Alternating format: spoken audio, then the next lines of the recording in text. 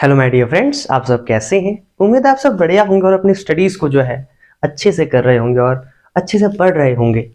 तो काफ़ी लंबे समय के बाद मिले हैं आपस में। मैं माफ़ी मांगना चाहूँगा क्योंकि मौका ही नहीं मिला, आज आपके पास आए हैं। तो सबसे पहले तो आपको दीपावली की हार्दिक शुभकामनाएं। अब आ ही रही है 2-3 दिन में, और आज चलो शुरू करते हैं एक नया चैप्टर। और चैप्टर का नाम है भक्ति सूफी ट्रेडिशंस। बड़ा प्यारा चैप्टर है, मध्यकालीन इतिहास का, मेडिवियल हिस्ट्री का। बड़ा अच्छा चैप्टर है, बड़ा इंपॉर्टेंट चैप्टर है, और आपको बहुत सारे रिलीजियस प्रोसेस के बारे में जानने को मिलेगा। धार्मिक क्षेत्रों में जो कार्य हुए इस समय में हमारे भारत में, और बहुत अच्छे अच्छे वर्क्स हुए, और आपको एक नया कल्चर देखने को मिलेगा। तो इससे पहले जो चैप्टर था हमारा, उसका नाम था through the eyes of travellers, है ना। कि जो ट्रैवलर्स थे उनकी आंखों से हमने भारत को देखा था, बहुत सारे ट्रैवलर्स के बारे में पढ़ा था। थोड़ा सा उसका एक रिकैप ले लेते हैं एंड देन इस चैप्टर को आगे बढ़ाते हैं। तो जो इससे पिछला चैप्टर था उसमें हमने कुछ ट्रैवलर्स के बारे में पढ़ा था। जैसे एक थे अल बरूनी, एक ट्रैवलर थे अल बरूनी, बहुत बड़ा नाम था इनका, तो हमने अल बरूनी करके समझा था। उज्बेकिस्तान से आए थे, ख्वारिज्म में पैदा हुए थे। कब पैदा हुए थे? 973 में पैदा हुए थे, और 1017 के आसपास भारत आते, क्योंकि जब गजनवी जो थे वो जब इंडिया को जो है कैप्चर कर लेते हैं, सिंध कॉन्क्योर कर लेते हैं, तो उनके साथ भारत आते हैं। और ये इतने डेडिकेटेड थे भाई, इस्लामिक कल्चर के थे। पर्शियन भाषा आती थी, अरेबिक भाषा आती थी, लेकिन संस्कृत भाषा भी इन्होंने सीखी। यकीन मानिए, उज्बेकिस्तान से इंसान आ रहा है, ये बंदा आ रहा है और यहाँ की संस्कृत भाषा सीख रहा है। और कैसे सीखे आपको पता है? बहुत रोचक कहानी है। संस्कृत भाषा जो इन्होंने सीखी, बेसिकली ब्राह्मण्स फ्रेंड्स बनाए अपने। जो पुजारी थे, जो ब्राह्मण्स थे, उनको अपना दोस्त बना लिया, उनके साथ घुमा करते थे, भ्रमण करा करते थे, और उनसे संस्कृत भाषा सीख ली। तो इससे एक सीख हमें लेनी चाहिए कि संगति हमारी अच्छी होनी चाहिए। अगर ये चाहते तो भोग विलास कर सकते थे, भारत में लूटपाट कर सकते थे गजनी की तरह, और मजे करते, ऐशो आराम की जिंदगी लेते। लेकिन अंदर एक रूह थी, अंदर एक जुनून था कि नहीं, मुझे कुछ करना है। तो ब्राह्मण फ्रेंड्स, प्रीस्ट को, जो हमारे ब्राह्मण फ्रेंड्स थे उनके बनाते हैं अपने, और ब्राह्मण फ्रेंड्स के साथ, प्रीस्ट के साथ, जो स्कॉलर्स थे, ब्राह्मण पुजारी लोग थे, उनके साथ घुमा करते थे। उनसे संस्कृत भाषा सीखी, और हमारे वेदों को पढ़ा, हमारे पुराणों को पढ़ा, हमारे जो गीता लिखी है उसको देखा, हर टेक्स्ट को देखा हमारी, और एक आइडिया लेने का प्रयास करा। देन हमने एक और ट्रैवलर के बारे में वहां पढ़ा था, जिनका नाम था इब्न बटूटा। इब्न बटूटा के बारे में भी हमने एक डिस्क्रिप्शन लिया था। ये कहाँ पे पैदा हुए थे? ये मोरक्को में पैदा हुए थे, मोरक्को में, जो कि टैंजियर की प्लेस थी, टैंजियर की जगह में पैदा हुए थे। और ये जगह कहाँ है? बेसिकली मोरक्को जो है अफ्रीका में है। तो अफ्रीका में पैदा हुए थे, बिल्कुल नॉर्थ वेस्ट। आप अफ्रीका में देखेंगे, बिल्कुल अफ्रीका के नॉर्थ वेस्टर्न साइड में, बिल्कुल वेस्टर्न पार्ट में, जब नदी आ जाती है अटलांटिक रिवर एंड देन आपका अमेरिका है, तो बिल्कुल वेस्टर्न पार्ट में, नॉर्थ वेस्टर्न पार्ट में, टिप में एक प्लेस है मोरक्को। तो मोरक्को में पैदा हुए थे, और एक बहुत अच्छी इस्लामिक फैमिली में पैदा हुए थे, जिस फैमिली को शरिया का काफी ज्ञान था। बहुत अच्छी, आप ये कहेंगे कि एक ऐसा परिवार था जिसमें जन्मे थे जहाँ पे शरिया, क्योंकि इस्लाम में शरिया होता है, तो शरिया का काफी ज्ञान था इन फैमिली को। लेकिन इनका क्या मानना था कि किताबी ज्ञान से ज्यादा जो हम ट्रैवल करते हैं, जो हम नई नई जगह जाते हैं, वो जो ज्ञान हमें मिलता है अपने एक्सपीरियंसेस से, वो ज्यादा महत्ता रखता है। इनका ऐसा अपना एक आइडियोलॉजी थी, फिलॉसफी थी, इसलिए घर में ज्यादा नहीं रहे। लगभग जब घर से निकले थे तो 30 साल के बाद घर लौटे। सोचिए, 30 साल के बाद अपने घर वापस आते। तो मुझे तो लगता है कि इनके परिवार वाले तक इनको नहीं पहचाने होंगे कि भैया आप कौन है। तो घूमा करते थे, काफी भ्रमण करा करते थे। आप देखेंगे चाइना भी घूमे थे लास्ट में, जब भारत तो आए थे। इंडिया कब आए थे? ये इंडिया आए थे 1333 में भारत आते हैं। देन उस टाइम तुगलक डायनेस्टी थी दिल्ली सल्तनत में, और तुगलक के जो राजा थे मोहम्मद बिन तुगलक थे। कौन थे राजा? मोहम्मद बिन तुगलक। ये राजा थे उस टाइम हमारे भारत में, दिल्ली सल्तनत में, और काफी इन्होंने जो है तुगलक राजा के बारे में सुना था और उनसे भेंट करना चाहते थे। एंड देन जब ये आते हैं ना, जब ये मिलने आते हैं, तो इंडिया आते हैं तो पहले सिंध से, मुल्तान से होके आते हैं ना, लाहौर, ये पूरा पाकिस्तान का एरिया है, क्योंकि अफ्रीका से आ रहे हो तो वहीं से आना पड़ता था, पैदल चलते थे। तो कैसे चलते थे? ग्रुप्स में चला करते थे। एक बिल्कुल इनका जो है एक कबीला टाइप का होता था, एक है ना, एक मंडली होती थी, उसके साथ चला करते थे, अकेले नहीं जाते थे अक्सर। और कई बार तो इन पे आक्रमण हुए, कई बार इन पे अटैक हुए, जो बीच में कभी चोर आ गए, कभी डकैत, जो डकैत होते हैं, जो थीफ्स होते हैं ना, चोर आ गए, उन पे अटैक कर देते, डाकू लोग आ जाते थे। और कई बार तो ऐसा भी हुआ है जो इनके साथ चला करते थे उनकी डेथ तक हो गई है। ये तो इनकी किस्मत अच्छी थी आपके इब्न साहब की, कि बाल बाल बचे थे। एक बार जब जा रहे थे दिल्ली की तरफ जा रहे थे मुल्तान से, तो अटैक हो गया था। किस्मत बड़ी अच्छी थी कि बच गए थे।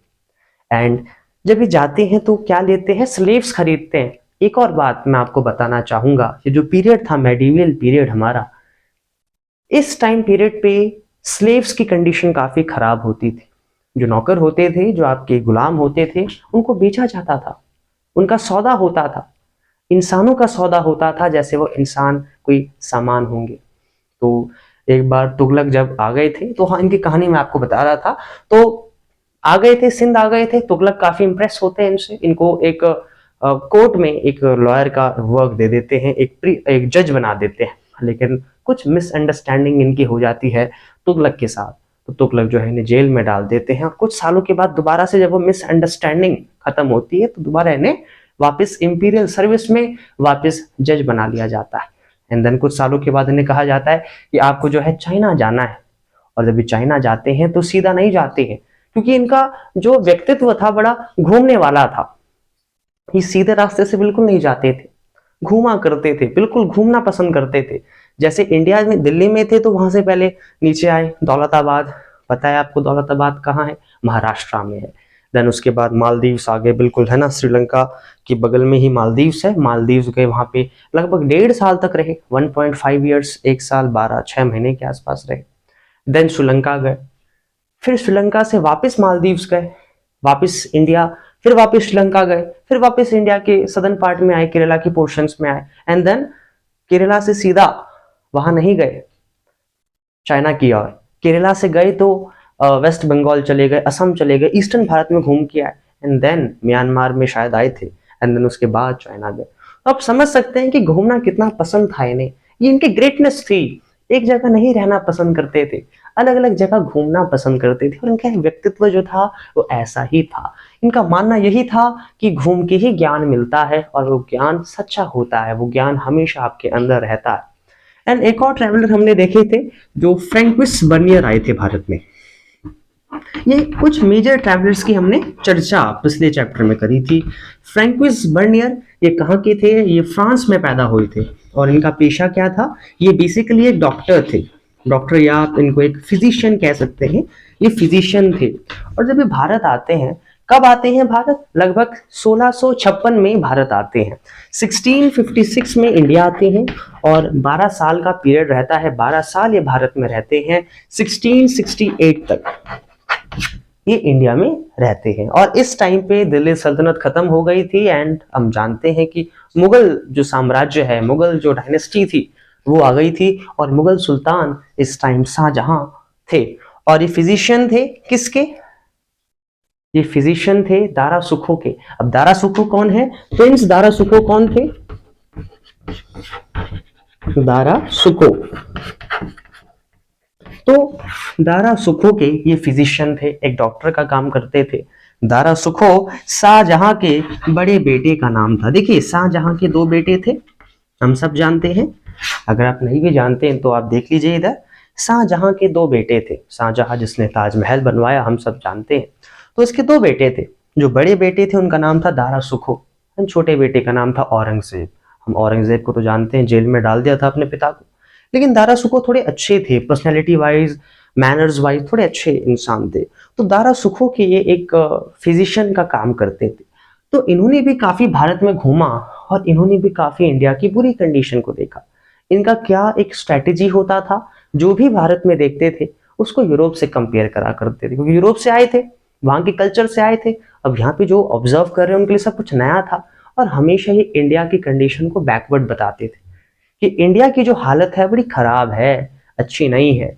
तो इनका ये कंसेप्ट होता था। तो लैंड सिस्टम पे काफी उन्होंने कहा, सती सिस्टम पे काफी उन्होंने कहा। सती सिस्टम पे एक बार की बात थी कि जा रहे थे, कश्मीर की बात थी या लाहौर की आसपास की हिस्से की बात थी, तो देखते हैं कि एक 12 साल की जो बेटी है विधवा हो गई थी। कुछ कंडीशन से उसकी परिस्थितियां ऐसी थी कि पिता जो उसका पति है, जो हस्बैंड था, मर गया था। तो 12 साल की बेटी थी, विधवा हो गई थी। उसका डिस्क्रिप्शन, उसका जो सती होता है, उसको बड़े दर्दनाक तरीके से बताते हैं ये आपके फ्रैंकोइस बर्नियर साहब। बताते हैं कि उस बेटी को खींचा जा रहा है, वो मना कर रही है कि मुझे मत ले जाओ, मत ले जाओ, और आग जल रही है, ब्राह्मण लोग खड़े हैं, एक बूढ़ी औरत, एक बूढ़ी विडो, आप ही समझ सकते हैं कि उसको कंधे से पकड़ के ले जा रही है। 12 साल की बेटी, जरा आप सोच के देखिए, इतनी छोटी बच्ची जिसका पति मर गया है और उसको आग में जला दिया गया। पहले ऐसे भी नहीं जलाया, लकड़ियां थी, उसको बैठाया, उसके हाथ पैर वहां से बांधे। पहले जब आग लगी, भागना चाह रही थी, लेकिन हालत ऐसे थे कि भाग नहीं पाई, एंड फाइनली वो मर गई, जल गई और राख बन गई। तो ऐसी कंडीशन फ्रैंकोइस देखते हैं और सती सिस्टम पे काफी कमेंट करते हैं कि नहीं होना चाहिए, ये क्या चीज आप भारत में ला रहे हैं, ये कैसा ट्रेडिशन है आपका, एक बेटी को जला रहे हो, ये क्या बात हुई। तो काफी क्रिटिसिज्म इन्होंने इस चीज का करा, सती पे काफी कहा। और सती के बाद जो यहाँ का लैंड सिस्टम था कि लैंड सारा मुगल किंग पे होता था, उसका भी विरोध करते थे, क्योंकि सॉरी क्योंकि लैंड जो होता था वो सारा यूज नहीं होता था, बेसिकली केवल राजाओं के पास होता था, वो अपने मंत्रियों में बांट देते थे। इसकी कंडीशन आप जानते हैं कि जो लोकल पॉपुलेशन होती थी उसको काफी सफर करना पड़ता था, आम आदमियों की परिस्थिति काफी खराब होती थी।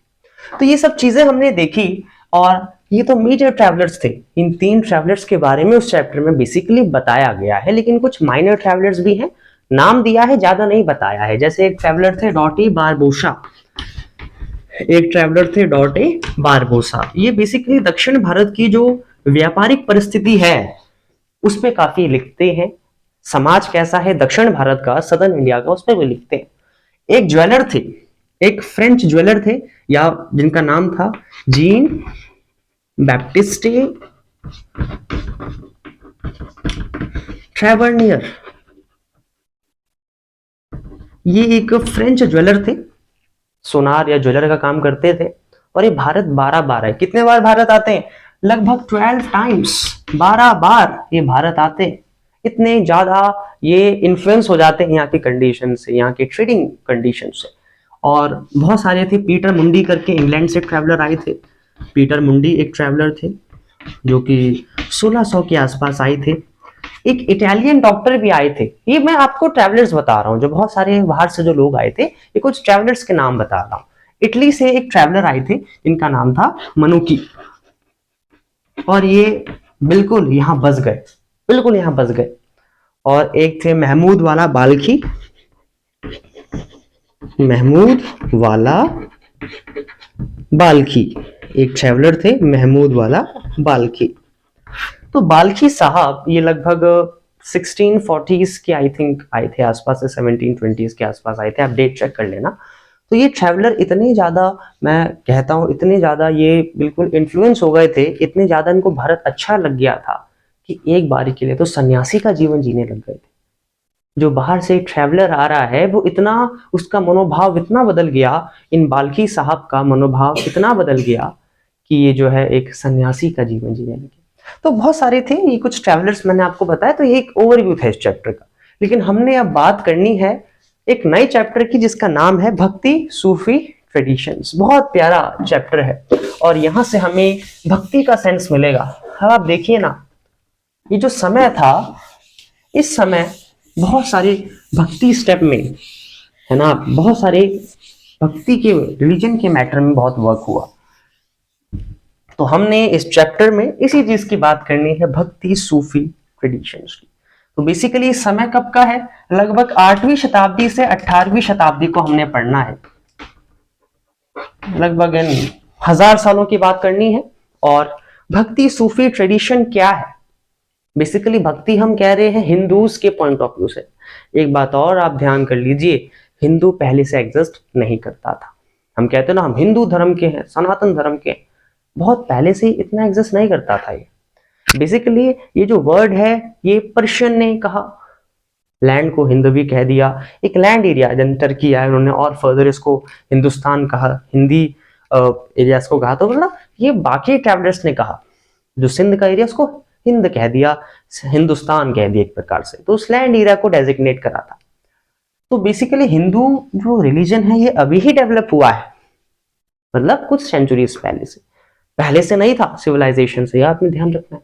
इस्लाम भी लेटर ऑन ही बना है, लगभग 7th सेंचुरी में बना था, जब प्रॉफिट साहब आते हैं और इस्लाम की एक आइडिया को देते हैं। 612 में पैदा हुए थे प्रॉफिट मोहम्मद साहब। तो हमने बेसिकली भक्ति और सूफी ट्रेडिशंस की बात करनी है।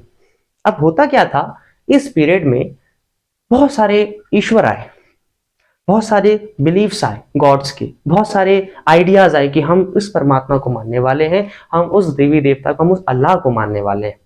मतलब इस्लाम में भी अल्लाह को जो माना गया एक अलग तरीके से, उनका जो अपना मेथड था, अपनी जो रेवरेंस पे करने का था, अपने ईश्वर के प्रति जो भक्ति दिखाने का तरीका था इस्लाम का, वो अलग हो गया थोड़ा सा।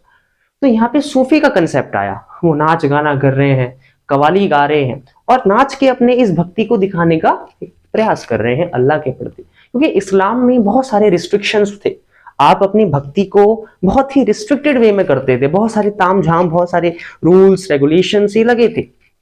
इसलिए जो सूफी सेक्ट आता है इस्लाम में, वो बेसिकली एक अलग सेक्ट आता है। वो अपनी भक्ति तो कर रहा है लेकिन गानों के साथ कर रहा है, एक अलग ही वो अपने एरिया में रह रहे हैं, टूम्स बना रहे हैं, दरगाह बन रही है और वहां पे नाच गाना कर रहे हैं, कबीलों में रह रहे हैं, है ना, एक सिलसिला बन गया पूरा पूरा चिश्ती। जैसे भारत में जो फेमस सिलसिला होता है चिश्ती का होता है।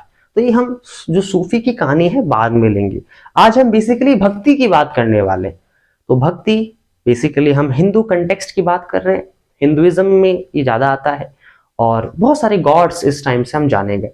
जो वैश्विज्म का एक कंसेप्ट आया कि विष्णु की भक्ति होने लगी, शैविज्म का कंसेप्ट आया, शिव जी की भक्ति होने लगी और बहुत सारे अन्य देवी देवताओं की भी पूजा इस टाइम से होने लगी। तो ये पीरियड ही इतना सिग्निफिकेंट है। तो बेसिकली प्रश्न ये आता है, क्वेश्चन ये आता है कि हमें इनके बारे में इतना कैसे पता चला, कैसे हमें ये सब पता चल पा रहा है। तो बेसिकली बहुत सारे पुराणिक सोर्सेज हमारे पास हैं, पुराणिक लिटरेचर हमारे पास है। जो पुराणिक लिटरेचर थे उसमें काफी एविडेंस मिला, पुराण इस टाइम से कंपाइल होने लगे, साथ में बहुत सारी जो सेंट्स थे वो आने लगे। तो हुआ क्या, बेसिकली सेंट्स आते थे, साधु संत महात्मा आते थे और वो आइडिया देते थे अपना, जो भी इस आइडिया को मानते थे वो उनके फॉलोअर बन जाते थे, उनके डिसाइपल बन जाते थे। तो सेंट्स आने लगे, साधु महात्मा आने लगे, तो उनकी बायोग्राफीज, उनकी जो हैगियोग्राफी है, उनकी बायोग्राफी को बोला जाता है हैगियोग्राफी। तो जो उनकी हैगियोग्राफीज है वो जनरली कौन लिखता था, उनके डिसाइपल्स ही लिखा करते थे, जो उनके शिष्य होते थे वो ही उनकी बायोग्राफी लिखा करते थे जब उस सेंट की डेथ हो जाती थी, मृत्यु हो जाती थी। तो हैगियोग्राफीज के थ्रू हमारे हिस्टोरियंस को काफी पता चला कि उन्होंने ये आइडिया देने का प्रयास करा, इन एरियाज ये संत गए। और बेसिकली इनकी लैंग्वेज कैसी होती थी, जैसे पहले क्या होता था 6th सेंचुरी BCE में जब महाजनपद आए थे, है ना, जब स्टेट्स आए थे, जब सिविलाइजेशन अच्छी की बनने के बाद जब और प्रॉस्पेरस हो रही थी, जब अर्बनाइजेशन आ रहा था, तो उस टाइम पे बेसिकली वेद होते थे, है ना, वेद काफी प्रोमिनेंट होते थे। लेकिन अब वेद तो थे ही, लेकिन अब पुराण आने लगे। तो बेसिकली ये जो सेंट्स होते थे ये टिपिकल संस्कृत भाषा में बातचीत नहीं करते थे, लोगों से बात करते थे, भक्ति करते थे नॉर्मल भाषा में, जो लोकल लैंग्वेज है, जो रीजनल लैंग्वेज है, वहां की जो क्षेत्रीय भाषा है उसमें बातें करते थे, उस भाषा के थ्रू ही अपनी भक्ति को दिखाते थे। तो ये सब एक एविडेंसेस है, ठीक है। और हैगियोग्राफीज है, बहुत सारे जो है इस टाइम पीरियड पे स्कल्पटर्स बने, है ना, मूर्तियां बनी, टेम्पल्स काफी बने, जो क्या दिखाता है, स्ट्रक्चर्स काफी बने, मोनेस्ट्रीज काफी बनी। तो ये क्या दिखाता है कि भक्ति काफी प्रिवेलेंट हो रही है। जो राजा का ग्रुप था, रूलर्स भी काफी इसको आगे ले जाने का प्रयास कर रहे थे। तो ये एक कंसेप्ट है जो भक्ति को दिखा रहा है, ये कुछ एविडेंसेस है जो भक्ति को शो कर रहे हैं। तो जिस भी एरिया में जाते थे उनका एक ग्रुप बन जाता था, गुट बन जाता था भक्ति का। तो ये एक कंसेप्ट है जो भक्ति को कहीं ना कहीं दिखाने का प्रयास कर रहा है। अब इसके बाद हम बात करेंगे integration of cults.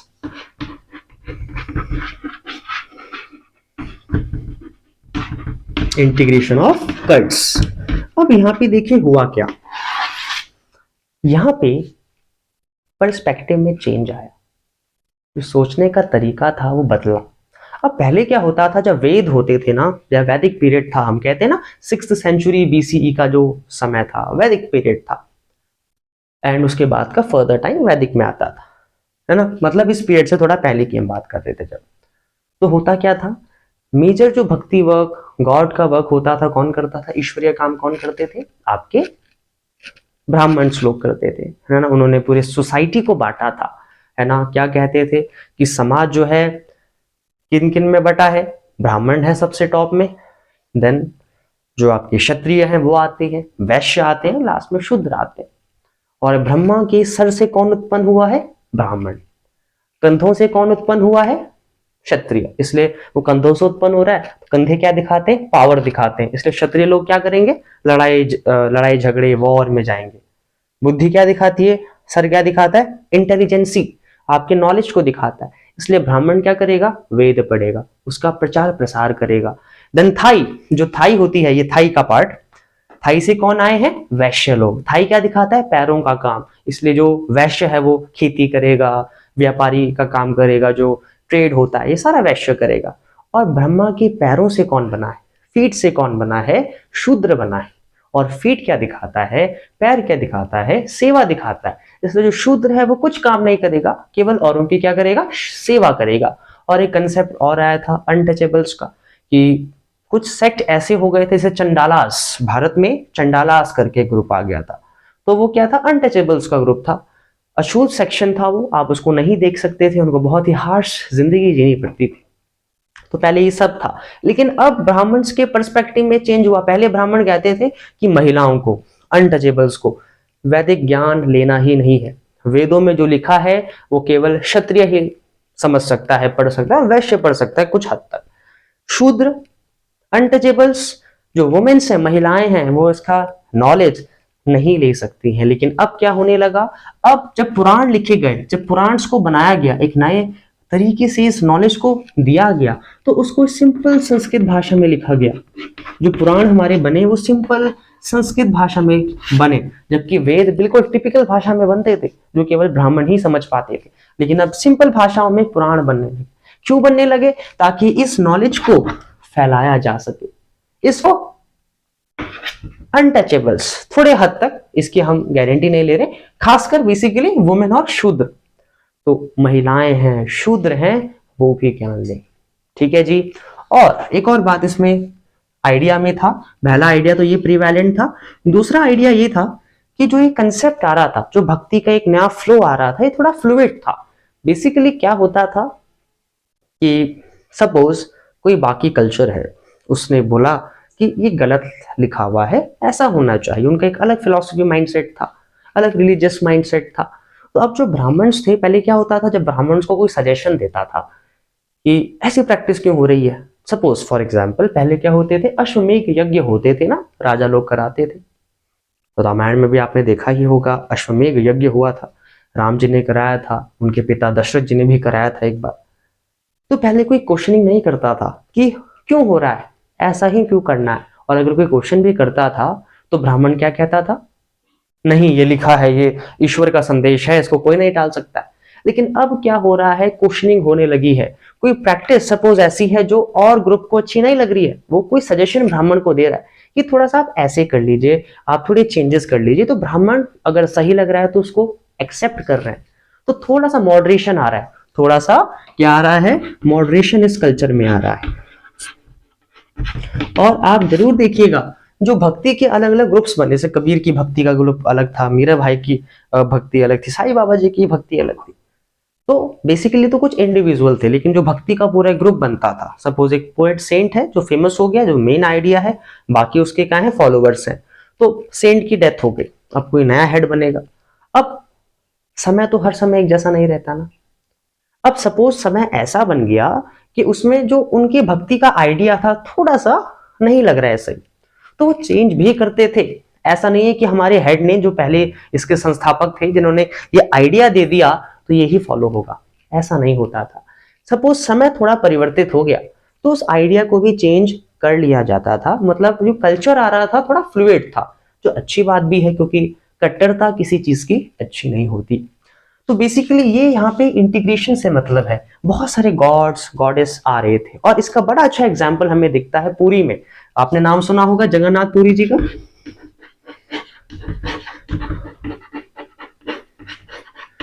Jagannath Puri जो कहां पे है, ये बेसिकली आपका उड़ीसा में है। तो वहां पे आप देखिएगा जो शिवजी हैं उनको बिल्कुल अलग तरीके से दिखाया गया है। शिवजी सॉरी विष्णु जी जो है उनको बिल्कुल अलग तरीके से दिखाया गया। आपने देखा होगा ना, बिल्कुल अलग पिक्चर है। विष्णु जी को जैसे हम देखते हैं वो वैसे नहीं है। और इनफैक्ट जो जगन्नाथ बना भी है वो वुड से बना है, लकड़ी से बना है। लोकल ट्राइबल पीपल, जो वहां के जनजातियां लोग होंगे, उन्होंने बनाया है एज अ भक्ति, उन्होंने करा है, कंट्रीब्यूशन दिया है और उसको दिखाया भी गया है। तो बेसिकली इस पीरियड में क्या था कि इंटीग्रेशन हो रहा है, ईश्वर को अलग अलग तरीके से दिखाया जा रहा है। ईश्वर की कई फॉर्म आ रहे हैं, अलग अलग फॉर्म्स के गॉड आ रहे हैं, गॉडेसेस आ रहे हैं। और इस टाइम पे भक्ति के गाने भी तो आए थे, जैसे कुछ फेमस सॉन्ग्स हैं, अरे द्वार पालो कन्हैया से कह दो, अरे द्वार पालो कन्हैया से कह दो, किधर पे सुदामा करीब आ गया है। तो बेसिकली क्या हो रहा था, ये जो गाने भी गाए जा रहे थे ये as a kind of dedication, कि उस ईश्वर के लिए मैं गा रहा हूं, जो मेरी भक्ति है वो उस अल्लाह के लिए, ईश्वर के लिए जा रही है। तो ये जो समय था एक लैंडमार्क टाइम था। तो बेसिकली ये था इंटीग्रेशन ऑफ कल्ट्स। अब हुआ क्या बेसिकली, अब कोई भी चीज आती है तो इसका मतलब ये तो है नहीं कि हर जगह एक्सेप्टेड होगी, भाई उसको सब मानेंगे, कहीं ना कहीं तो क्रिटिसिज्म होगा ही। तो हुआ क्या बेसिकली, अब यहाँ पे सोसाइटी बट गई। एक जो थी वैदिक कल्चर को मानने वाली, जो पुरानी सोसाइटी थी, जो पुरानी आइडिया को मानने वाले लोग थे, और एक जो था वो पौराणिक था, है ना, जो पुराण अब जो आ रहे थे। अब हुआ क्या, जरा ध्यान से देखिएगा, ये डिफरेंस बड़ा कई बार पूछा भी जाता है कि बताइए डिफरेंस क्या है। तो वेद में अक्सर जो मेन गॉड्स थे, वेदों के अनुसार जो मेन गॉड्स थे, जो मेन मुख्य ईश्वर थे, वो कौन थे। वेदों में बताया गया है कि जो मुख्य ईश्वर है वो तीन है बेसिकली। एक अग्निदेव सुना होगा आपने, अग्निदेव। एक इंद्र थे, इंद्रदेव, जो बारिश के लिए अक्सर पूजे भी जाते थे। और एक थे सोमा, एक ईश्वर का नाम था सोमा। तो बेसिकली तीन गॉड्स काफी प्रिवेलेंट थे वैदिक कल्चर में। और पुराणिक में कौन आ गया, बेसिकली विष्णु जी आ गए, है ना। शिव जी को ज्यादा इसमें है इलेबोरेट करके बताया गया, ब्रह्मा जी हैं, है ना। और जो गॉडेसेस हैं उनको भी इनसे कनेक्ट करा गया, जैसे लक्ष्मी जी, उनको विष्णु जी से जोड़ा गया उनकी वाइफ की तरह। पार्वती जी, दुर्गा जी, जिनको शिव जी की वाइफ से जोड़ा गया। और फाइनली जो सरस्वती जी हैं उनको ब्रह्मा जी की वाइफ के थ्रू कनेक्ट करा गया, इस पुराणिक ट्रेडिशन में लाया गया। तो ये चीजें यहाँ पे हो रही थी। अब हुआ क्या, इनका मेंशन, जो ये मेन गॉड थे वेदों में, अग्नि इंद्र सोमा, पुराणिक ट्रेडिशन में इनका ना के बराबर मेंशन है।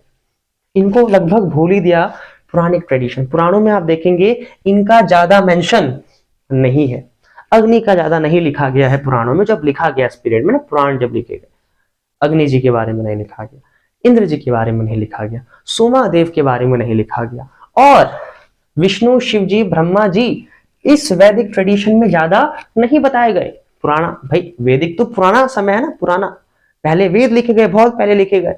तो उस टाइम पे इन्हीं को लिखा गया था, इनका नाम नहीं था। पुराण बाद में लिखे गए तो इनका नाम बेसिकली दिया गया मंत्रों में, और बेसिकली इनको पुरानिक ट्रेडिशन में नहीं बताया गया, ना के बराबर बताया गया। तो ये एक कंसेप्ट था। और वैदिक भक्ति कैसे होती थी, बेसिकली मंत्र होते थे, जो सैक्रिफाइसेस होते थे वो कौन करता था, ब्राह्मण ही करता था, मेन रोल ब्राह्मण का होता था। लेकिन पुरानी ट्रेडिशन में ऐसा नहीं है, आप अपने तरीके से भक्ति करें, कोई दिक्कत नहीं है, कोई भी सैक्रिफाइस कर सकता है। तो ये कुछ चेंजेस हमें देखने को मिले। और अब इस टाइम पे हमारी कंट्री में, हमारे भारत में, हमारे सब कॉन्टिनेंट में एक बहुत प्यारी प्रैक्टिस आई, बहुत प्यारी जो रिलीजियस प्रैक्टिस है वो आई, जिसका नाम था तांत्रिक प्रैक्टिस, तंत्र विद्या। आज भी काफी आप सुनते हैं ना, तंत्र विद्या चल रही है, वो बाबा कर रहे हैं। खैर ऐसी भी नहीं थी, लेकिन हाँ इस टाइम पीरियड पे हमारी कंट्री में तांत्रिक प्रैक्टिस काफी आई, खासकर जो ईस्टर्न भारत है, दक्षिण भारत, साउथ का, नॉर्थन इंडिया, वहां पे बेसिकली यहाँ पे तांत्रिक प्रैक्टिस आई। और ये प्रैक्टिस बेसिकली कोई भी कर सकता था, अनटचेबल हो, वुमेन हो, कोई डिस्टिंग्विश नहीं करा गया कि ये अछूत है तो ये नहीं करेगा, ये महिला है तो ये नहीं करेगी, कोई भी कर सकता था। जो इस ट्रेडिशन की एक बेसिकली खासियत थी कि वैदिक ट्रेडिशन में कौन था, केवल ब्राह्मण करता था, औरों के लिए रिस्ट्रिक्टेड था। लेकिन अब क्योंकि ये नया समय आ रहा है तो तांत्रिक जो प्रैक्टिस है उसको कोई भी कर सकता था, और इनके स्टेप्स होते थे, प्रोसीजर्स होते थे। तो अक्सर जो ये तांत्रिक प्रैक्टिस वाले हैं और जो वैदिक कल्चर वाले हैं, इनके बीच गर्मा गर्मी बनी रहती थी। ये तांत्रिक वाले कहते थे कि जो वेद लिखे गए हैं ये कुछ भी नहीं है, इट्स नील, जीरो, इसकी कोई अथॉरिटी है ही नहीं। क्या आप गारंटी दे रहे हैं कि वेदों में जो लिखा है सही लिखा है? ऐसा तांत्रिक प्रैक्टिस वाले कहते थे। और वैदिक वाले कहते थे कि नहीं भाई, ये तांत्रिक क्या है, ये इसको हटाओ, ये क्या चीज हो रही है। तो बेसिकली कॉन्फ्लिक्ट चलते थे। तांत्रिक वाले वैदिक को समर्थन नहीं करते थे, वैदिक वाले तांत्रिक को समर्थन नहीं करते थे, और ऐसा ही होता था। और तांत्रिक वाले के जो रिलेशंस होते थे वो बुद्धिज्म के साथ, जैनिज्म के साथ अगर गर्मा गर्मी के है ही नहीं तो थोड़ी बहुत इनमें अनबन रहती थी। बुद्धिज्म के साथ भी इन तांत्रिक वालों के काफी कॉन्फ्लिक्ट चले हैं, जैनिज्म के साथ भी इनकी नहीं बनती थी, ज्यादा बात ही नहीं होती थी, या नहीं मानते थे उस फिलॉसफी को, ये चीज रही है। तो अब यहाँ पे जो गॉडेसेस की पूजा होती थी, बेसिकली जो देवियों की पूजा होती थी, एक बहुत प्यारा ट्रेडिशन था। मतलब एक आप ऐसे समझें कि एक टिपिकल कल्चर था जिस तरीके से देवियों को पूजा जाता था। तो बेसिकली जो गॉडेसेस की पूजा होती थी, देवियों की जो पूजा होती थी, वो कैसी होती थी? एक ऑकर आता है, ऑकर, ऑकर, ऑकर के फूल से, ऑकर गेरू होता है, गेरू के फूल से देवियों की पूजा हुआ करती थी।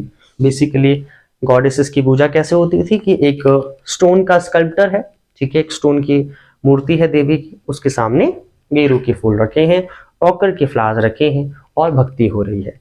तो इस टाइम पे देवियों को ऐसे पूजा जाता था। तो ये था बेसिकली कन्फ्लिक्ट्स जो कि रहे हैं। इसके बाद आता है फॉर्म्स ऑफ भक्ति। भक्ति भी देखिए अलग अलग तरीके की होती है, फॉर्म्स ऑफ भक्ति। अब जो हमारे हिस्टोरियंस हैं, हमारे इतिहासकार हैं, उन्होंने कहा कि भक्ति जो होती थी बेसिकली दो तरीकों से होती थी, इसके दो फॉर्म्स हैं।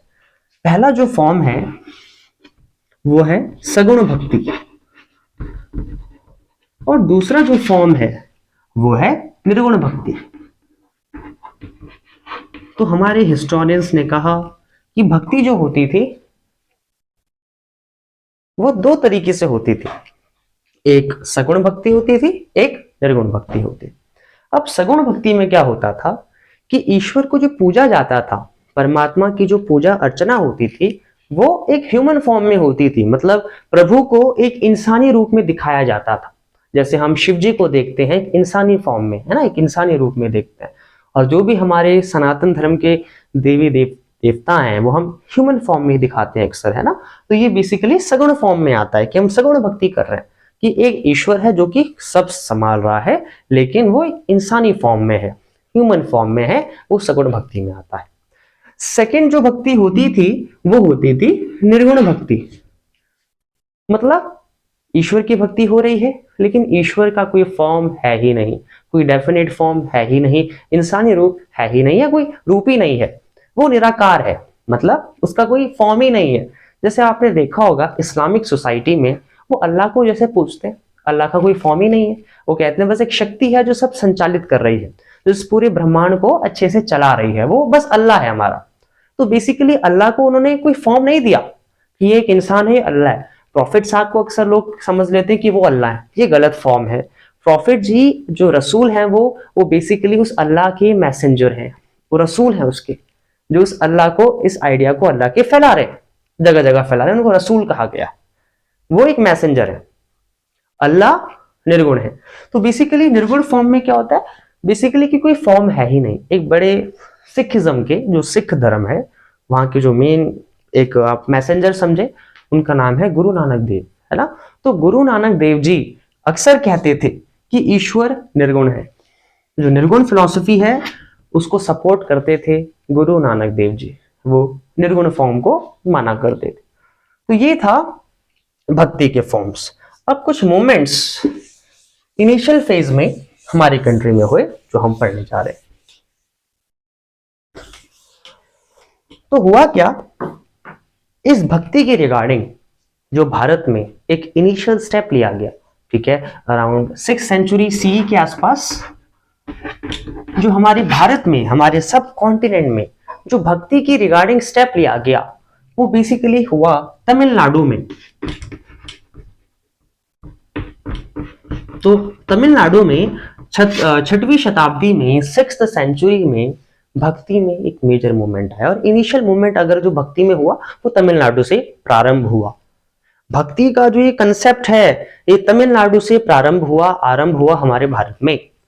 अब तमिलनाडु में क्या हुआ, एक ग्रुप्स आप समझ सकते हैं कि दो ग्रुप्स आए तमिलनाडु में, दो ग्रुप्स, दो सेक्ट्स सामने आए। क्या सेक्ट्स थे वो, एक था अलवर और एक था नायनर। तो अलवर्स और नायनर्स ये दो तमिलनाडु में आते हैं। 6th सेंचुरी सीई से 6वीं शताब्दी से अलवर्स और नायनर्स तमिलनाडु में आते हैं। अब जो अलवर्स थे बेसिकली वो विष्णु को मानने वाले थे कि हम विष्णु की पूजा करेंगे, विष्णु ही है बस, हम जी भी रहे हैं तो विष्णु के लिए जी रहे हैं, काम भी कर रहे हैं तो भैया विष्णु के लिए कर रहे हैं, सब कुछ समर्पित है हमारे उस विष्णु के लिए। और नायनर वाले कहते थे कि हम तो भैया शिवा हैं, हम तो शिव जी के लिए जिएंगे, जो भी इस पृथ्वी में आया है शिव जी की भक्ति करेगा हमारे अकॉर्डिंग, सब कुछ शिव जी है, गॉड ऑफ डिस्ट्रक्शन जिन्हें कहते हैं, वो ही सब कुछ संभाल रहे हैं और हम शिव जी में ही समाना चाहते हैं। तो बेसिकली अलवर्स और नायनर्स ये दो कंसेप्ट तमिलनाडु में फेमस होता है, ये दो तमिलनाडु में आता है। अब बात ये आती है ये करते कैसे थे अपनी भक्ति। तो दरअसल ये क्या होते थे, जगह जगह जाते थे, इन्होंने अपने कुछ हायम्स बनाए थे, है ना, कुछ पोयम्स, कुछ सॉन्ग्स बनाए थे, अपने कुछ तमिल हायम्स बनाए थे, भक्ति के तमिल हायम्स, जैसे हमारे बहुत सारे गाने हैं, है ना। तो इन्होंने अपने तमिल भक्ति हायम्स बनाए, तमिल सॉन्ग्स बनाए और उसको गाते गाते कभी कहीं चले गए, कभी कहीं चले गए, गाते गाते जाते थे, गाते गाते जाते थे।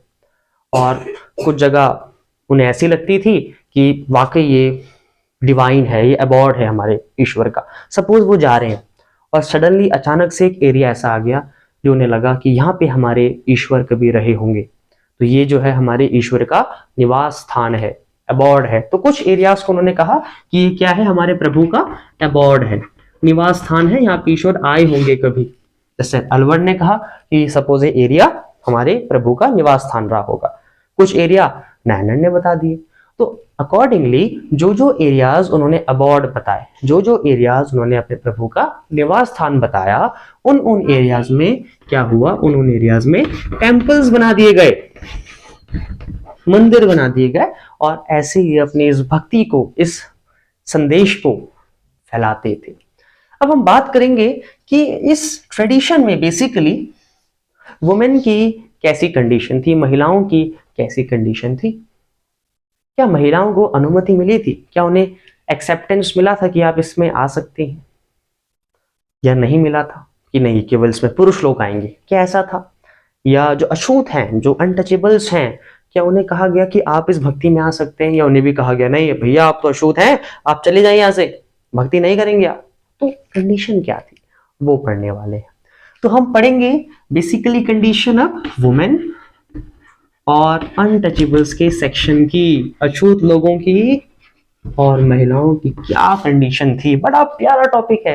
देखिए इस टॉपिक को जीना सीखें, केवल पढ़ना एक आपका लॉजिक नहीं होना चाहिए, क्योंकि भक्ति का टॉपिक है तो बिल्कुल समा जाइए, है ना। आपके जीवन में सब भक्ति ही है। अब आप कोई बोलेगा मैं तो नास्तिक हूँ, ठीक है नास्तिक है, लेकिन कहीं ना कहीं कभी ना कभी तो आपको लगता है ना कि कुछ ना कुछ तो है, वो शक्ति है जो सब चला रहा है। तो बिल्कुल प्रैक्टिकल है ना, कोई हम वैसी बात तो नहीं कर रहे। तो इस टॉपिक को एज अ टेक्स्ट मत देखें कि कुछ लिखा है, इस टॉपिक को बेसिकली जीना सीखे। ये कुछ है भैया, ये बस जीना है, हमारे लिए ही बना ये टॉपिक, इतिहास के बच्चों के लिए बना। तो बेसिकली अब हम पढ़ने वाले हैं महिलाओं और अनटचेबल्स की कंडीशन क्या थी। तो महिलाओं और अनटचेबल्स जो अछूत का सेक्शन था, दोनों की कंडीशन बड़ी अच्छी थी, जो बड़ी अच्छी बात है, बहुत अच्छी कंडीशन थी अलवर्स और नैनर्स में। इस सिस्टम में, इस भक्ति के मूवमेंट में, सपोज अलवर है कोई और कोई बनना चाहता है, तो बोलते थे कि आप आइए ना, हम तो चाहते हैं अलवर बने आप। कोई नायनर बनना चाहता है, कोई शिव जी की भक्ति करना चाहता है, तो वहां के लोग कहते थे आ जाइए, शिव जी की भक्ति को बढ़ाएंगे साथ में। वो ये नहीं देखते थे कि आप महिला हैं या आप अछूत हैं, सबके लिए इक्वल था। और जो ब्राह्मण्स ने कहा था कि अनटचेबल्स हैं, जो कास्ट सिस्टम है जो ब्राह्मण ने बताया था, उसका विरोध करते थे, वो उसका विरोध करते थे। और अक्सर जो नायनर्स हैं, जो अलवर्स हैं, इन्होंने कहा भी है कि जो वेद लिखे गए हैं ये मायने नहीं रखते, इसकी कोई अथॉरिटी है ही नहीं, ये तो बिल्कुल बेकार है वेद। इन्होंने कहा है ऐसा, वेद की अथॉरिटी को नहीं मानते थे कि वेद जो है बिल्कुल मायने नहीं रखते हमारे लिए। तो बेसिकली सबकी कंडीशन अच्छी थी और कुछ बहुत अच्छे एग्जाम्पल्स, महिलाओं के एग्जाम्पल्स हमें देखने को मिले हैं अलवर्स और नैनर से। तो अलवर से एक महिला है, बहुत फेमस वुमेन एग्जाम्पल मैं आपको देता हूं, जो अलवर में आई थी, उनका नाम था अंदल। तो अंदल, बेसिकली अंदल एक महिला थी जो उस टाइम पे अलवर के मूवमेंट में आती है, और ये अपने आप को देखती है कि ये बिल्कुल प्रिय है विष्णु की, अपने आप को ऐसा समझती है कि विष्णु की बिल्कुल प्रिय है, और अपना सारा जीवन इन्होंने विष्णु की भक्ति में उस समय समर्पित कर दिया था। ऐसे ही एक बहुत अच्छी महिला थी नायनर में जो आई थी, जो इस नायनर के ट्रेडिशन में आई थी, उनका नाम था करिकल अमैयर। करिकल अमैयर।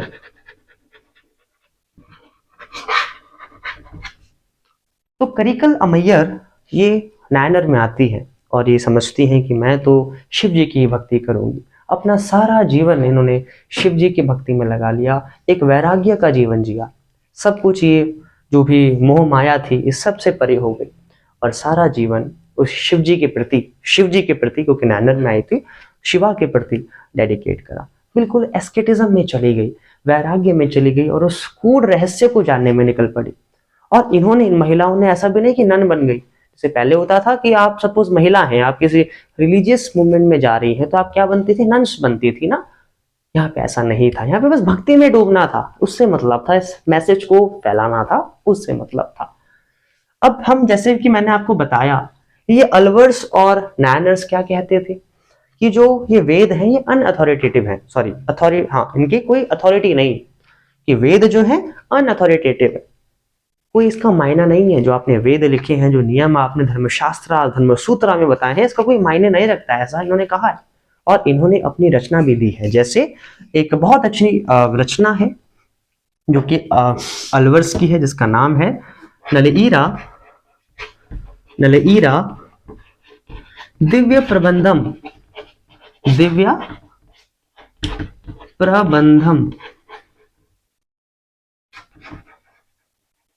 यस।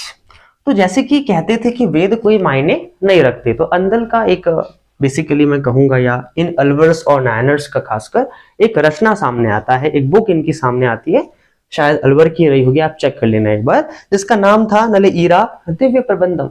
ये किताब का नाम है, उस पुस्तक का नाम है, उसके वर्क का नाम है नलईरा दिव्य प्रबंधम। अब जो ये किताब है ये इतनी ही इंपॉर्टेंट है जितने वेद है, ऐसा इनका कहना है। और जो कुछ स्कॉलर्स हैं उन्होंने भी कहा है कि वेद जितने इंपॉर्टेंट ये बुक है नलईरा दिव्य प्रबंधम। तो ये कुछ इनके इंस्टेंसेस हैं जो हमें पता चलते हैं कि ऐसा नहीं है कि केवल ब्राह्मण का ही दबदबा था पूरे भारत में उस टाइम, अलग अलग जगहों में, दक्षिण भारत में खासकर ये चीजें सामने आ रही थी।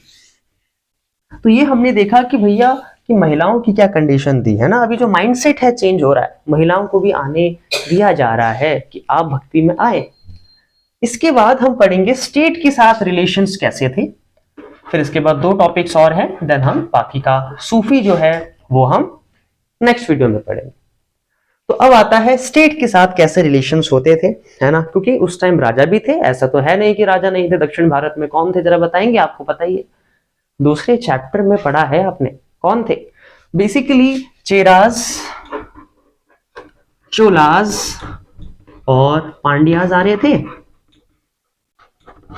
है ना। अब ये मुगल साम्राज्य जैसे बड़े नहीं थे, बहुत पुरानी बात है ना, ये तो 6th सेंचुरी की बात हो रही है।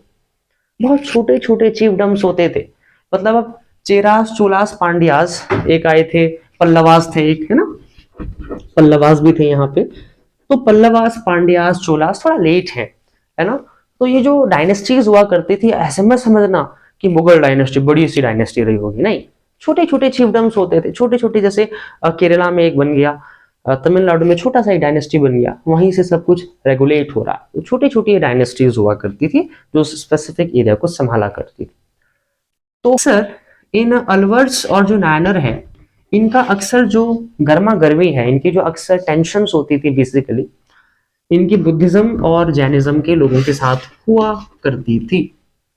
ये अलवर्स और नायनर्स अक्सर बुद्धिज्म और जैनिज्म को क्रिटिसाइज करा करते थे, खासकर जो नायनर हैं, जो नायनर की रचनाएं हैं, जो नायनर की जो है पोएट कंपोजिशंस है, जो भी हाइम्स गाया करते थे नायनर लोग, जो भक्ति के गीत गाते थे, उसमें आप अक्सर देखेंगे उन्होंने बुद्धिज्म और जैनिज्म पे कटाक्ष करा है, विरोध करा है बुद्धिज्म और जैनिज्म का।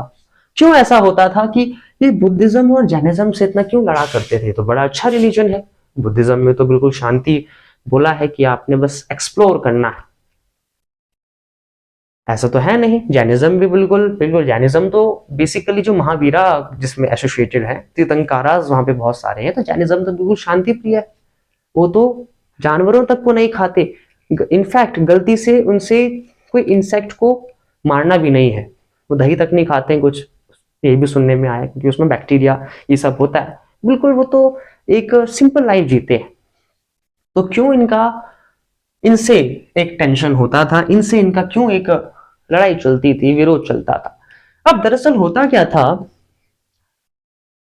बेसिकली वहां पे जो राजा होता था ना, अब देखिए ना, किसी भी धर्म को आगे कौन बढ़ाता है, किसी भी मूवमेंट को, किसी भी थॉट को, आइडिया को, रिलीजन को कौन आगे बढ़ाता है?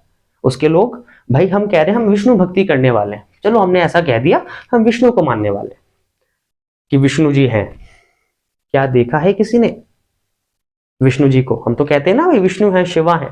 अब सपोज कोई इंसान विष्णु का नाम लेना नहीं ले रहा है, मतलब कोई भी इंसान ऐसा नहीं है जो विष्णु का नाम ले रहा है, या कोई भी इंसान ऐसा नहीं है जो शिवा का नाम ले रहा है, तो क्या होगा?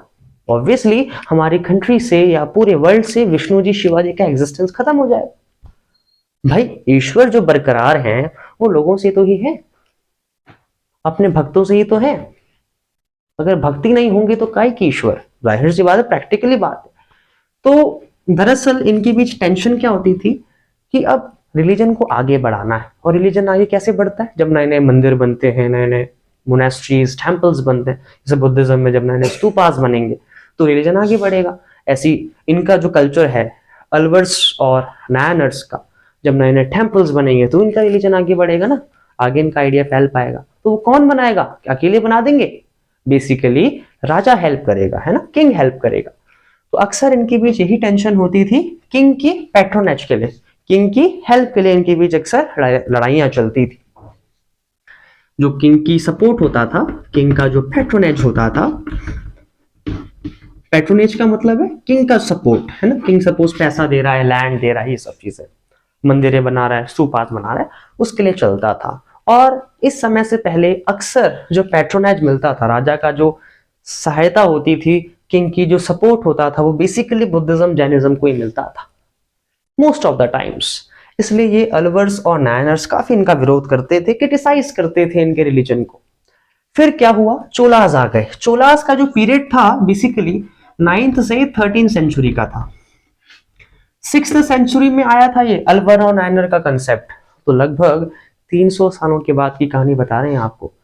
300 सालों के बाद, ये इस हबड़ा तबड़ी के बाद, इस हजल टजल के बाद, अब ये धर्म आगे अच्छे से बढ़ा। अब इसका अच्छे से एक आप समझ सकते हैं कि एग्जिस्टेंस और आया सामने।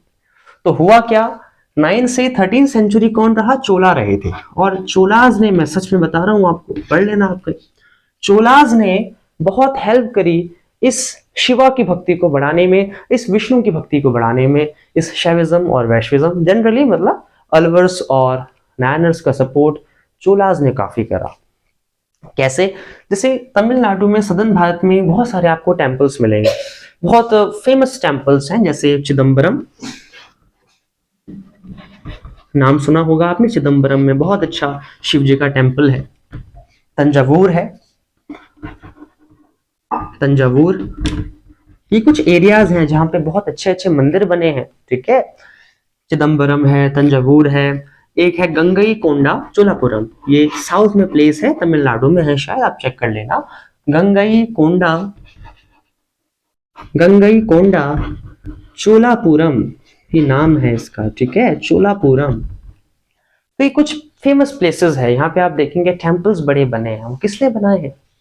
वो बेसिकली चोला किंग्स ने बनाए हैं। और अक्सर बहुत सारे एविडेंसेस सामने भी आते हैं कि चोला रूलर्स ने जमीन दिया है, लैंड दिया है, लैंड के साथ साथ उन्होंने जो है सपोर्ट करा है टेम्पल्स बनाने में। तो चोलाज ने काफी हेल्प करी इन लोगों की, ठीक है। और अक्सर जो किंग्स भी होते थे ना, वो इनका सपोर्ट पाना चाहते थे। देखो, किंग्स जो है टेम्पल्स क्यों बनाते थे, बेसिकली मंदिर क्यों बनाते थे? पहला रीजन क्या था? वो अपनी इस पावर को दिखाना चाहते थे, अपने इस पावर को शो करना चाहते थे कि हम कितने पावरफुल हैं, इस ईश्वर काम को कर रहे हैं, मंदिर बना रहे हैं। पहला इनका यही कारण होता था। सेकेंड रीजन क्या था इनका? कि जो ये भक्ति हो रही है, ये जो लोग सामने आ रहे हैं, जो सेंट सामने आ रहे हैं, ये लीडर्स सामने आ रहे हैं, इनका एक सपोर्ट पाने के लिए, इनका एक सपोर्ट पाने के लिए, ताकि, क्योंकि क्या था, लोग इनसे काफी इन्फ्लुएंस थे। अब इन्हें भी पता था इनका अगर एक बार सपोर्ट मिल जाएगा तो मेरी जो एग्जिस्टेंस है, मेरी जो राजगद्दी है, या जो मेरा एक व्यापार है, आप ये समझो कि मेरा जो हेडिंग पोजीशन है, ज्यादा देर तक बरकरार रहेगी। तो बेसिकली इसलिए ये क्या करते थे, इन टेम्पल्स को बनाया करते थे। और इन्होंने एक अच्छी प्रैक्टिस भी लगाई, जैसे जो रूलर्स होते थे, जो राजा होते थे, जो ये टेम्पल बनाते थे, इसमें ये क्या करने लगे, अब इनके जो सॉन्ग्स हैं वो भी गवाने लगे, एक रिचुअल बना दिया। भाई हमने पढ़ा था ना कि जो अलवर्स हैं, नायनर्स हैं, ये अलग अलग जगह जाया करते थे ना, और अपने गीत गाया करते थे। तो इन्होंने क्या कहा, इन रूलर्स ने क्या प्रोविजन कर दिया कि जो भी टेम्पल बनाए उसमें ये गीत चलाना शुरू कर दिया, मतलब आप गाएंगे, एक नियम लगा दिया।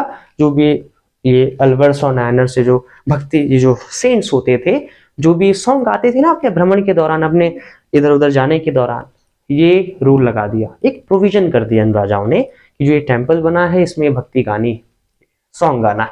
इससे क्या हुआ, ये भक्ति और फेमस हुई, लोगों का और सपोर्ट मिला। तो ये पूरी इनकी स्ट्रेटेजी होती थी, पूरा इनका दिमाग होता था पूरा। अब हुआ क्या, जो ये रूलर्स होते थे, बेसिकली आपके जो सेंट्स होते थे, जनरली अलवर्स और नायनर्स सेंट्स होते थे, इन्हें काफी सपोर्ट करते थे वेल्लला पीजेंट्स भी। हमें पता है ना कि साउथ इंडिया में क्या कंसेप्ट था, रूलिंग कंसेप्ट पहले की सोसाइटी में, जो एक मेन पीजेंट होता था उसे वेल्ललर कहते थे ना, जो हेड होता, जिसके पास बहुत जमीन होती थी, लैंडलॉर्ड होता था, बहुत जमीन पड़ा है, उसे वेल्ललर कहते थे। तो वेल्लला पीजेंट्स जो दक्षिण भारत के थे, वो इन्हें काफी सपोर्ट करते थे, इनका काफी सम्मान करते थे, इन संतों का। और ये सब चीजें हुई, और एक इसका बहुत अच्छा एविडेंस मिला है। 945 का टाइम था, 945 का वो साल था, ठीक है। इस टाइम एक चोला राजा थे जिनका नाम था, इस चोला राजा का नाम था पुरांतका, पुरांतका फर्स्ट, पुरांतका प्रथम। तो वे चोला रूलर थे, 945 की बात है, चोला किंग थे पुरांतका फर्स्ट। इन्होंने क्या करा, बेसिकली टेम्पल तो बनाया, लेकिन उसमें मेटल के श्राइन्स, मेटल की इमेजेस, श्राइन्स तो नहीं लेकिन स्कल्पचर्स, कुछ फेमस गॉड्स के, संतों के डला दिए, जिनका नाम था, जैसे एक थे अप्पर, अप्पर, एक थे सुंदरर, और एक थे संबंदर, एक थे संबंदर। ये देखिए, नाम तो आपको याद करने ही पड़ेंगे और होने ही चाहिए। अप्पर हो गए, सुंदरर हो गए, तो अप्पर हो गए, सुंदरर हो गए, संबंदर हो गए, इनकी इमेजेस को उस मंदिर में डाल दिया, और जो भी वो हायम्स गाते थे भक्ति के दौरान, जो भी गीत होता था, उन सबको उन्होंने टेक्स्ट में भी कलेक्ट करा। ये इनका बड़ा अच्छा काम था पुरांतका फर्स्ट का, कि जो मंदिर बनाया उसमें अपर हो गए, सुंदरर हो गए, संबंदर हो गए, जो ईश्वर थे, ये जो बेसिकली संत थे, फेमस प्रख्यात संत, इनकी इमेजेस तो डलाई, इनकी जो स्कल्पटर है वो तो टेम्पल में डलाए, लेकिन साथ साथ में जो भी मंदिर में गीत गाए जाते थे उसको एक बुक में भी, एक टेक्स्ट में भी कंपाइल करा, और उस टेक्स्ट को बोला गया, याद रखिएगा एमसीक्यू में आ सकता है, उस टेक्स्ट को बोला गया तेवरम। तो तेवरम क्या है? तेवरम बेसिकली वो टेक्स्ट है जिस टेक्स्ट में इन्होंने, पुरांतका जी ने, ये हायम्स, ये जो गीत होते थे उसको स्टोर करा, तो उसको तेवरम कहा गया। तो ये था बेसिकली साउथ इंडिया में। अभी हमने तमिलनाडु की कंडीशन पढ़ी कि यहाँ पे जो भक्ति होती थी जनरली कैसी होती थी। अब हम आगे बढ़ना चाह रहे हैं, और अब जो टाइम आ रहा है वो आता है कर्नाटका का। तो ये था तमिलनाडु का भक्ति मूवमेंट। अब कर्नाटका में आते हैं जरा, कर्नाटका में जो मूवमेंट हुआ उसको पढ़ने आ रहे हैं जरा। तो अब हम 6th सेंचुरी के बाद से अब हम 6th सेंचुरी के बाद से आ गए हैं लगभग 12वीं शताब्दी में, 600 साल हो गए। तो 12th सेंचुरी में आ जाते हैं भैया, 12वीं शताब्दी में अब आ गए हैं, इतना समय हो गया है, देख लीजिए सब ईश्वर की हो रहा है ऐसा। ओके, तो 12th सेंचुरी में आ गए हैं, कर्नाटका में आ गए हैं, तमिलनाडु हमने पढ़ लिया। अब अगला राज्य आता है कर्नाटका। यहाँ पे भक्ति काफी चली, और यहाँ पे जो ट्रेडिशन आया उसका नाम था वीराशैवा ट्रेडिशन। वीराशैवा ट्रेडिशन ये कर्नाटका में काफी प्रख्यात हुआ। आज भी आप अगर कर्नाटका जाते हैं तो वीराशैवा गुट के काफी लोग आपको मिलेंगे जो भक्ति वहां करेंगे। पूछ लेना कर्नाटका में जाकर, भैया वीराशैवा लोगों से मिला दीजिए, मिला देंगे आपको। वीराशैवा इतना प्रख्यात हुआ कि आज भी कर्नाटक में इसके लोग आपको मिलेंगे। सोच लीजिए 12वीं शताब्दी में आ गया था, और अब 21वीं शताब्दी चल रही है, लगभग 1000 साल होने वाले हैं। तो ये वीराशैवा ट्रेडिशन काफी फेमस हुआ यहाँ। अब बात ये आती है, ये ट्रेडिशन किसने दिया? तो बेसिकली एक मिनिस्टर थे, एक मंत्री थे, और मंत्री थे वो एक कालाचूरी रूलर के। कर्नाटका में उस टाइम पीरियड पे 12वीं शताब्दी में, ईयर था लगभग 1105 के आसपास का, आप चेक कर लेना। तो इस साल के आसपास कर्नाटक में जो रूल कर रहे थे वो कौन कर रहे थे? कालाचूरी रूलर्स कर रहे थे। कालाचूरी राजा हुआ करते थे। तो कालाचूरी के दरबार में, कोर्ट में, ये एक मिनिस्टर थे। कौन? बसवाना। इनका नाम क्या था? बसवाना। तो बसवाना जी ने ये वीराशैवा ट्रेडिशन को स्थापित किया, दिया। किसने? बसवाना जी ने। नाम याद होना चाहिए। बसवाना जी ने, जो कालाचूरी रूलर थे वहां, उसके कोर्ट में मंत्री थे, मिनिस्टर थे, तो उन्होंने वीराशैवा ट्रेडिशन को जो है आगे बढ़ाया। अब इस ट्रेडिशन में खास क्या बात थी? वीराशैवा ट्रेडिशन के लोगों को क्या बोला गया? लिंगायत कहा गया। इनका नाम पड़ा लिंगायत, या वीराशैवाज इन्हें कहा गया। लिंगायत का मतलब है वेयरर्स ऑफ लिंगा, मतलब लिंगा को पहनने वाले।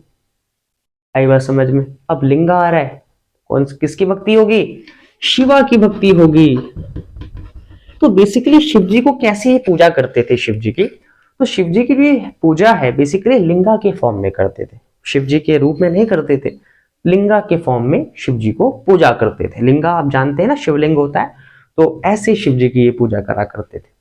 और ये क्या करते थे, जो लिंगा होता था उसको सिल्वर के रूप में बांटकर, है ना, लिंगा है सपोज, उसको सिल्वर स्ट्रिंग में बांटा नहीं मतलब रोल करा, और उसको अपने लेफ्ट शोल्डर, जो बाईं भुजा है, उसमें लिंगा पहना करते थे। कौन? ये वीराशैवा के लोग, लिंगायत के लोग अपनी बाईं भुजा में लिंगा पहनकर ये पूजा करा करते थे, अर्चना करा करते थे, इसलिए इनको लिंगायत कहा गया, वेयरर्स ऑफ लिंगा कहा गया। लेफ्ट शोल्डर में क्या पहनते थे? लिंगा पहनते थे, ठीक है, बाईं भुजा में उस लिंगा को धारण करते थे। अब हुआ क्या कि लिंगायत का कंसेप्ट आया। अब इन्होंने कुछ प्रैक्टिसेस को क्रिटिसाइज करा जो ब्राह्मण्स का सिस्टम था, कास्ट सिस्टम का, उसको इन्होंने अपोज करा कि भैया कास्ट सिस्टम नहीं होना चाहिए, बिल्कुल नहीं होना चाहिए। और कुछ प्रैक्टिसेस जो कि धर्म सूत्रास के विरोध में थी उसको फॉलो करा, जैसे पोस्ट प्यूबर्टी मैरिज। जी हाँ, सुन लीजिए, पोस्ट प्यूबर्टी मैरिज, जैसे कि धर्म शास्त्रार्थ में क्या लिखा था, बाल विवाह होना चाहिए, लेकिन इन्होंने इसका विरोध करा। तो हम कहते हैं ना कि अंग्रेजों ने ये सब कुछ करा, अंग्रेजों ने जो है बाल विवाह को रोका, हम गलत कहते हैं।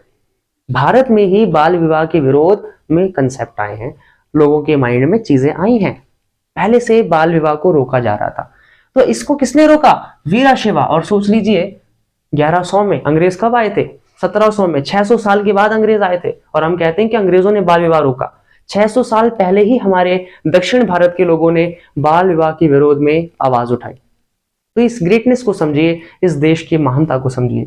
तो बेसिकली पोस्ट प्यूबर्टी जो मैरिज है इसको सपोर्ट करते थे, और विडोज का रीमैरिज भी सपोर्ट करते थे कि सपोज कोई विधवा है तो सती नहीं होगा, विधवा है तो उसका दोबारा शादी हो सकता है, ऐसा इन्होंने सपोर्ट करा है। ऐसे आइडियाज को, बिल्कुल सही आइडियाज भी है, अगर हम प्रैक्टिकली सोचें तो ये आइडियाज कोई गलत नहीं है, ये स्त्रियों के साथ में है, स्त्रियों के हित के लिए ही है। तो ऐसे आइडियाज इन्होंने सपोर्ट करे, तो ऐसे आइडियाज इन्होंने जो है वीरशैव ट्रेडिशन के लोगों ने दिए। अब एक बात और, इनका क्या मानना था, वीरशैव के लोगों का मानना था कि मरने के बाद हमने जो है शिव जी के साथ मिल जाना है, उनके साथ समाहित हो जाना है, और इस चक्र से, जीवन चक्र से मुक्त हो जाना है, ऐसा इनका मानना था। इसलिए ये क्या करते थे, जो क्रीमेशन है, क्रीमेशन समझते हैं, जो अंतिम संस्कार है उसका विरोध करते थे कि अंतिम संस्कार नहीं होना चाहिए। इनफैक्ट उसके बदले में अगर कोई मरता था, इनमें से फॉलोवर जो है अगर मरता था उसको क्या करते थे, बरी करते थे, उसकी बॉडी को दफनाते थे कि ये जो बॉडी है जलेगी नहीं, इसको जो है दफनाया जाएगा, बरियल पिट्स में डाला जाएगा, क्योंकि इनका यही मानना था कि भाई मरने के बाद हमने शिवजी से मिलना है, तो बॉडी को जो है दफनाया जाता था। तो ये कुछ आइडियाज हमें वीरशैव ट्रेडिशन के मिले। अब इसका लास्ट टॉपिक है, फिर हम इस्लाम जो है उसको कल उठाएंगे, कल या अगली वीडियो में देखेंगे। तो बेसिकली हम अब बात करने वाले हैं नॉर्थन इंडिया की। देखिए दक्षिण भारत की हमने बात कर ली ना, हमने तमिलनाडु को देखा, अलवर्स नायनर्स आ रहे हैं, हमने कर्नाटका में देखा बसवाना लोग आ गए, वीरशैव ट्रेडिशन आ गया। अब उत्तरी भारत में आ जाते हैं, नॉर्थन इंडिया में आ जाते हैं, वहां पे भक्ति में क्या हुआ। तो बेसिकली नॉर्थ इंडिया में क्या होता था, जो समय था ना, कौन सा समय, 13th सेंचुरी के आसपास का ये टाइम था, 12th सेंचुरी 13th सेंचुरी, इस टाइम पे 13th सेंचुरी से थोड़ा पहले ही मैं कहूंगा 11th 10th सेंचुरी, आप ऐसे समझे। तो बेसिकली जो समय था राजपूत स्टेट्स के आने का था, राजपूत लोग हमारे भारत में आए थे, राजपूत स्टेट्स जो राजपूतानाज होते थे वो हमारे उत्तरी भारत नॉर्थ इंडिया में आए थे। राजपूत लोगों का मानना था कि जो ब्राह्मण फ्रेमवर्क है, वैदिक फ्रेमवर्क है, उसका ज्यादा सपोर्ट करते थे। जो ब्राह्मण लोग होते थे, जो ऑर्थोडॉक्स ब्राह्मण होते थे, जो वेद वाले होते थे, वो इसका ज्यादा सपोर्ट करते थे, राजपूत लोग उनका ज्यादा सपोर्ट करते थे। और यहाँ पे भी पुरानी ट्रेडिशन आया, यहाँ पे भी वेदों के अराउंड भक्ति डेवलप हुई।